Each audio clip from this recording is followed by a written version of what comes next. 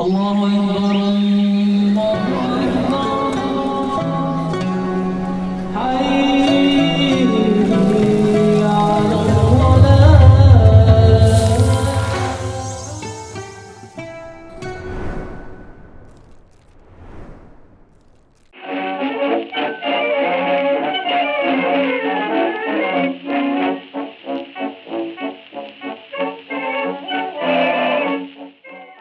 100 years have passed since the fall of the Caliphate, which marked a very significant turning point in the history of Islam. The fall of the Caliphate was not just a decline of a once glorified historical institution. It meant something more to Muslims. According to Professor Salman Sayyid, the Caliphate represented the fate of Muslims as a collective will that could make their history, project themselves into the future, elaborating and enriching their sense of who they are and who they wish to be. The Caliphate has always been this beacon of hope, in the sense of a powerful savior that had the back of the Muslim Ummah. This sense of belief and solidarity transcended all geographical boundaries, encompassing diverse locations regardless of the spaces between them. So whether it was Muslims in the Philippines, South Africa, or China, even though they were not directly under the Caliphate's administrative jurisdiction, they recognized the word of the Caliph as a great power. Why? Because this recognition stemmed from the symbolic importance of the Caliphate as a unifying entity, and that was a source of a leadership for the global Muslim community as a whole. Now this went both ways, meaning both kings around the world as well as colonial powers acknowledged the Caliphate. For example, kings in India such as Tipu Sultan and Sultan Ali Raja had requested military help or financial aid in their resistance against British colonial expansion in their respective regions. Interestingly, Western colonial powers would also ask the office of the Caliphate to help manage and quell Muslim uprisings and rebellions in the colonies on their behalf. So as the Islamic world mourned the loss of its political and spiritual unity, Muslims in India also found themselves among the challenges posed by colonialism, but amidst this, they also resonated with the fall of the Caliphate as the erosion of their own religious and cultural identity. As a response, these people mobilized for the Caliphate. Now, although people might find it surprising that Indians who were not even under the jurisdiction of the Caliphate were the ones to start movements for its restoration, this shows exactly how the Caliphate was a nodal point around which a whole global Muslim identity was structured. The Khilafat movement emerged as a powerful force, uniting Indian Muslims in their struggle against British imperialism and advocated for the restoration of the Caliphate.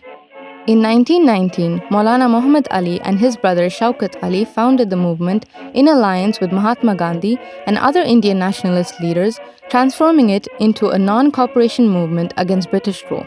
This movement was one of the largest non-violent anti-colonial mobilizations of its kind at the time, and it was a very significant sign of Hindu-Muslim unity. It was so widespread that even groups such as the Pirs and Sufi sheikhs, who were usually known to be politically silent, actually mobilized and threatened the British rule in the Sindh province. However, the movement fell apart when no policy changes were made by the British, and with Gandhi's suspension of the movement in 1921, we saw the collapse of the Caliphate in 1924. Why was it that Muslims in India, despite them being in no political formation as a part of the Caliphate, took the fall of the Caliphate as their ultimate demise?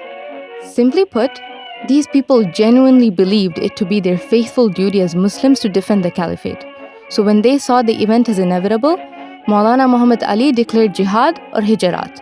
Nearly 18,000 Muslim peasants decided to move from India to Afghanistan, as India was now to them an apostate land. The Khilafat movement became a fight for political subjectivity, a struggle for the Muslim community to have a seat at the table. And to them, this table was an independent India, in which Indian Muslims had their representative share in a federal governance system. But conflicts arose from these decisions and led to the split of Gandhi and his followers from this movement. Now, while the movement in the north was gradually declining, the people of South India took matters into their own hands and decided to set up their caliphate in 1921 while also rebelling against the colonizers. And this movement was known as the Moplah Rebellion. Moplah was a term that referred to Muslims living in the Malabar part of what is presently known as Kerala. In this rebellion, one of the leaders, Waryam Kunet Haji, raised an army of 75,000 to revolt against the British colonial authorities. This was one of India's bloodiest revolutions against colonial rule, in which the British confronted a determined guerrilla resistance movement that took possession of and governed an area of 5,200 square kilometers.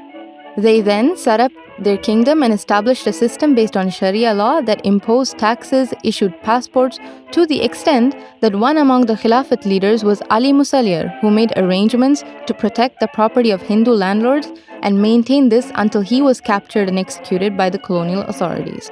The Moplah rebellion resulted in a significant loss of these leaders, as well as 2,339 rebels. Thousands of people were wounded and many were captured, facing various punishments for their role in the revolt, including imprisonment, execution, or exile. The rebellion was manipulated to indirectly blame the rise of Hindu nationalism on Muslim political activity. Moreover, these people were wrongfully accused of having an anti-Hindu rebellion, which eventually led to the Muslim-Hindu divide. In this series, we start with ground-clearing narratives. And one of the most important things when talking about the marginalization of a group or a people is that almost always when the marginalized themselves are blamed for their conditions, that narrative is being manipulated. Having given all this context and opening a discussion for many more stories and events that took place during the Khilafat Movement and the Moplah Rebellion, what we're trying to explain today is that when Indian Muslims conveyed that their vision of an independent India meant that they would also have a space for their opinions and would be equally valued as both an Indian and a Muslim who can express their Muslimness, there came a divide. But this divide did not rise out of a vacuum. This backlash only meant that according to them, Muslims were inherently meant to be secondary to the country. So they were subjected to discipline then and even now. How exactly? Join us for the next episode where we discuss how narratives structurally suppress and continue to harm Muslims in contemporary India. And you, what are the other untold stories of Indian Muslims that you remember? Let us know in the comments. Make sure to read the description below that has our list of references, and see you next time.